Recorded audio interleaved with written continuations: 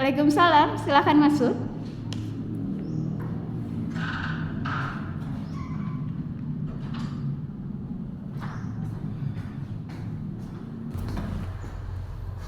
Silakan Mbak duduk.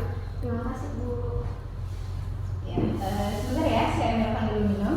Ya, terima kasih sebelumnya Bu.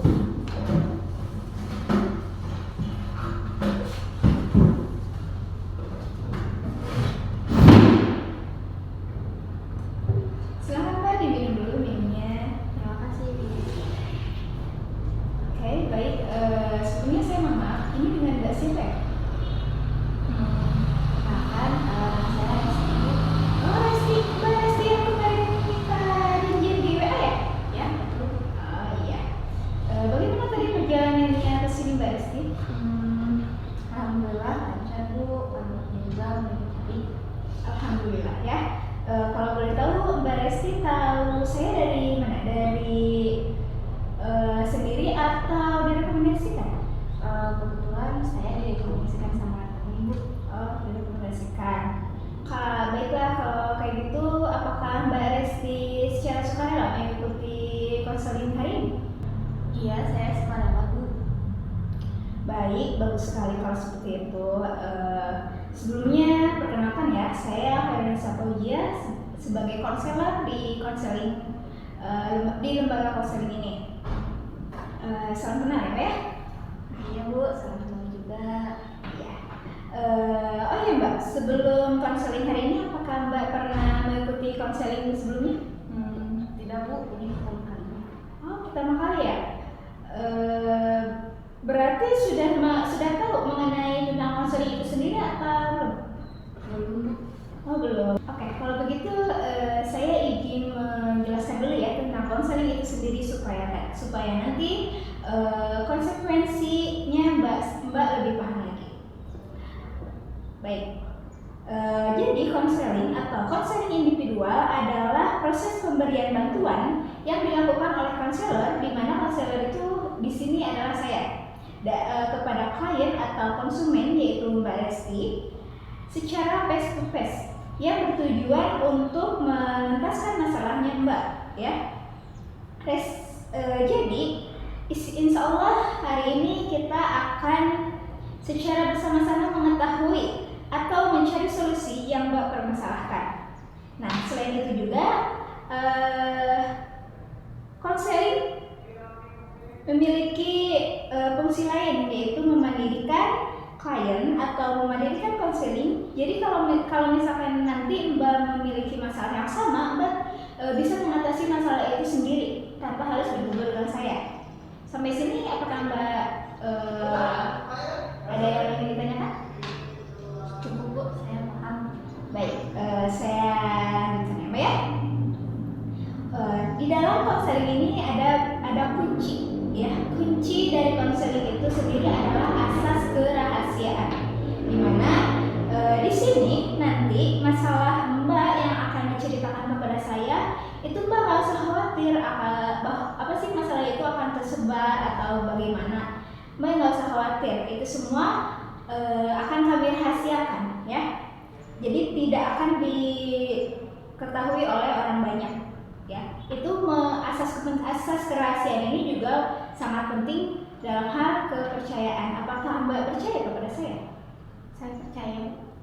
Baik, oke. Setelah Mbak percaya dan Mbak paham dan juga sukarela untuk menjalani konseling hari ini, kalau begitu kira-kira apa yang mau Mbak ceritakan? Saya rasa Mbak sangat murung dan masalah apa sih yang sedang Mbak alami? Ya jadi gini Bu, saya kan mahasiswa sekaligus saya bekerja sebagai guru. Nah akhir-akhir itu saya nggak bisa konsentrasi mengerjakan tugas ataupun pekerjaan saya. Pikiran saya teh nggak fokus gitu Bu, terpecah gitu. Nah saya bingung Bu. Jadi tidak fokus seperti apa nih Mbak yang Mbak maksud? Jadi saya tidak fokus untuk mengerjakan tugas dan pekerjaan saya Bu, sedangkan deadline sudah di depan mata. Saya lebih fokus dengan permasalahan yang saya hadapi saat ini. Saya bingung Bu. Oh, jadi konsentrasinya sering terpecah gitu ya? Benar sekali Bu. Bisa Anda jelaskan lebih lanjut perihal permasalahan yang Anda alami selama ini? Permasalahan dengan teman, Bu. Kalau boleh tahu permasalahan dengan teman seperti apa antara Anda dengan teman Anda? Saya merasa teman saya tidak peduli lagi dengan saya, Bu. Apa alasan Anda berpikir seperti itu? Saya merasa teman saya tidak mau mendengarkan saya ketika saya sedang bercerita dan tidak lagi peduli kepada saya. Apakah teman Anda ini merupakan teman yang dekat dengan Anda? Iya, Bu, dia teman dekat saya. Setiap kali saya sering bersamanya. Dia orangnya baik, ramah, dan peduli kepada saya. Tapi akhir-akhir ini dia sering mengacuhkan saya. Dia sering jadi jarang berkomunikasi lagi dengan saya. Dia cuma dunianya. Baik, saya tahu apa yang Mbak rasakan. Nampaknya Mbak sangat menyayangi teman Anda ini ya? Iya, Bu, dia satu-satunya teman saya yang saya miliki saat ini, yang dekat dengan saya, dan saya juga aman bersama dia, bermain dengan dia, dan sering bertukar cerita. Ya, baik. Jadi Anda tidak fokus memikirkan perilaku teman Anda ini atau tidak fokus dalam hal mengerjakan tugas kuliah dan pekerjaan Anda? Kalau ditanya seperti itu, lebih tepatnya saya memikirkan teman saya, Bu. Oke, berarti Anda ini beranggapan bahwa Anda tidak fokus dan sedih karena memikirkan perilaku teman Anda yang berubah. Iya, Bu, itu yang membuat saya kepikiran. Lalu bagaimana Anda tahu bahwa teman Anda sudah tidak peduli lagi kepada Anda? Terlihat, Bu, dari raut wajahnya, terus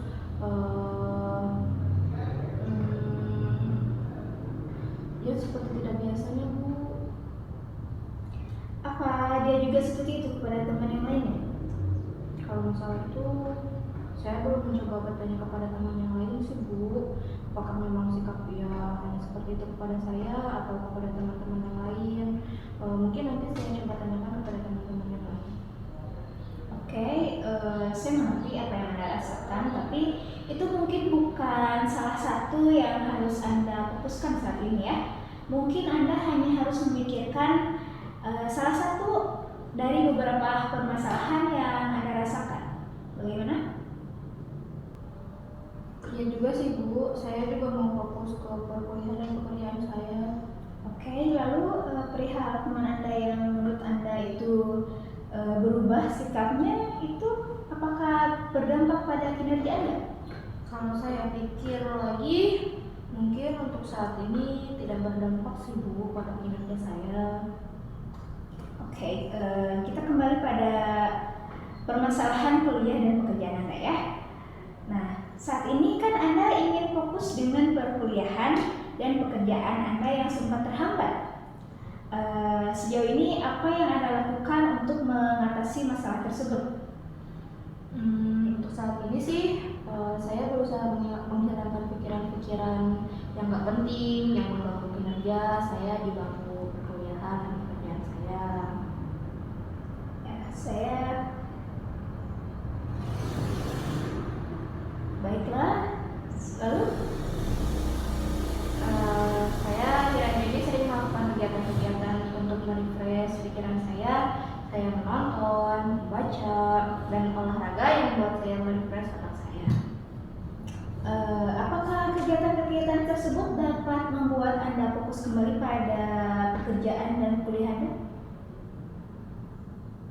Baiklah, sepertinya Anda sekarang itu masih bingung ya perihal memfokuskan untuk menyelesaikan yang mana dulu di antara keduanya, begitu? Bagaimana?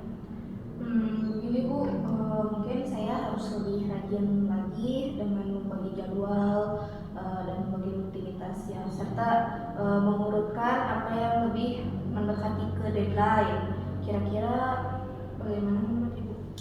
Ya, bagus. Mengenai hal itu saya rasa Anda lebih paham bagaimana seharusnya yang Anda lakukan untuk menjaga antara pekerjaan dan kuliah Anda tetap seimbang ya. Anda harus bisa meminimalkan beban yang Anda rasakan. Saya kira Anda juga mampu menghadapi beban itu meskipun eh, dalam hal perkuliahan dan pekerjaan terkadang ada bentrok ya. Nah, karena sejauh ini Anda juga dapat melalui semua itu, saya rasa Anda pasti bisa. Anda bisa kan? Selama ini mengatasi masalah-masalah tersebut gitu. Jadi untuk kedepannya saya rasa Anda juga pasti bisa, ya kan? Ya sih Bu, terkadang kalau dipikir-pikir ternyata saya bisa menghadapi itu semua.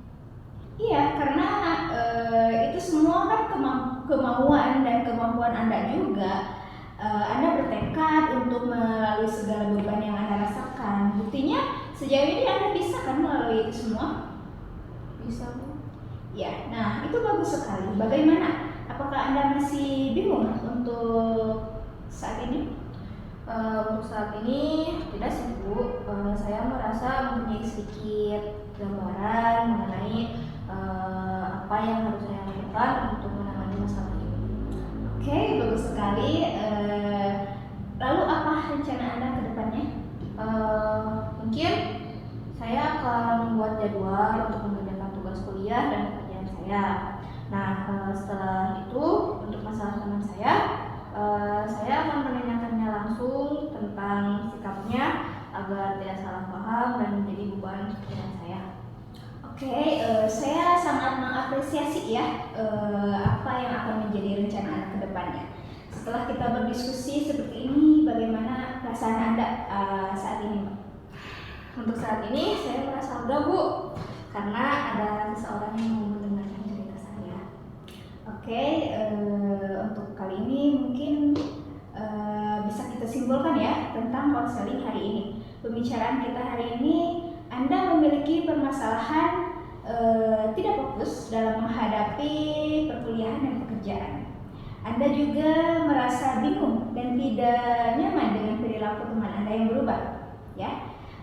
Yang membuat Anda kepikiran sampai saat ini itu adalah teman Anda, betul? Oke. Nah, lalu Anda memiliki rencana-rencana yang akan Anda lakukan. Itu cukup bagus bagi saya ya. Itu sangat-sangat bagus untuk kegiatan-kegiatan Anda ke depannya. Itu lebih sangat mendorong Anda untuk lebih percaya diri lagi ataupun lebih percaya kalau permasalahan itu tidak harus selalu dijadikan beban pikiran ya. Nah, dari situ semua saya menyimpulkan bahwa Anda memiliki kepribadian melankolis, di mana kepribadian melankolis itu sangat menyukai kegiatan-kegiatan yang terstruktur, atau entah itu kegiatan, entah itu keseharian, entah itu jam makan, segala macam, itu lebih suka yang terstruktur ya kan ya. Sangat rapi biasanya ya orang yang melankolis itu, sehingga Anda merasa tidak nyaman ketika teman Anda mengalami perubahan atau teman Anda sedikit berubah kepada Anda gitu ya perilakunya. Nah, itu yang membuat Anda overthinking atau menyebabkan tugas dan pekerjaan Anda itu menjadi terhambat, betul? Saya harap setelah ini Anda dapat menyelesaikan masalah Anda dengan tenang ya. Baik Bu, insya Allah. Amin. Terima kasih banyak atas waktunya Bu. Ya, sama-sama, senang bisa membantu Anda. Kalau begitu saya pamit Bu. Sekali lagi saya ucapkan terima kasih banyak atas bantuan dan waktunya. Sama-sama, mari saya angkat.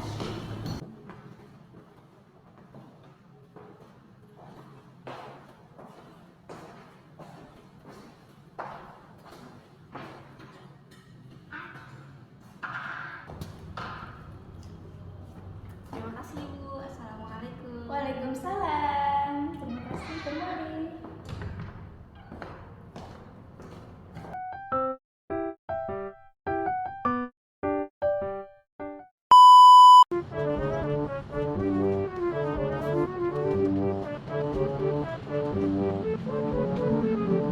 Ibi, jangan ketawa!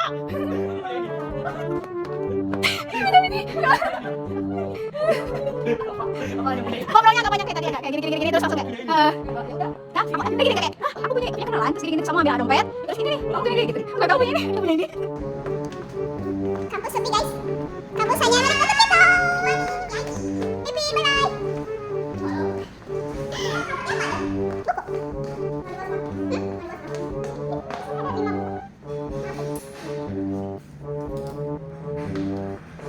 Wih, berarti segala macam dipasang. Semua, sama ini, sama ini. Itu semuanya. Udah, itu aja.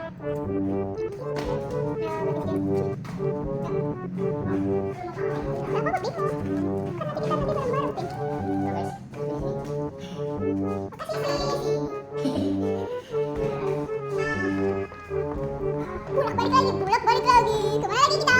Kita ke ruang kerja guys. Ruang kerja dong. Ruang kerja kita mau jadi catat dulu. Ya, dulu kita katakan guys. Ini ruang tunggu ya guys. Habis mau nunggu silakan di sini boleh bisa menjadi ruang tunggu jodoh. Membosankan.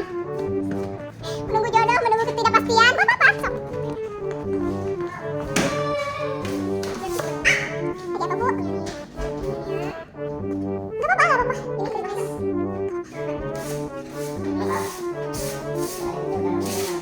Ini bekas apa sih?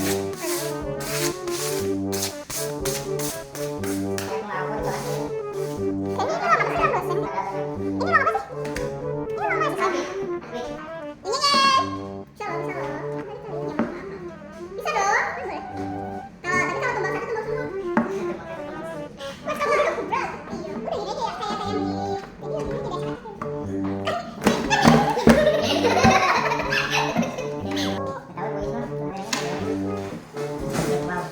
Ini kan belum mulai ya guys ya. Ini belum mulai. Nah ya kalau masuk. Ini kan aku masuk. Ininya masih ada YouTube kan? Nyuruh. Harus take video. Bye. Bye. Peace out.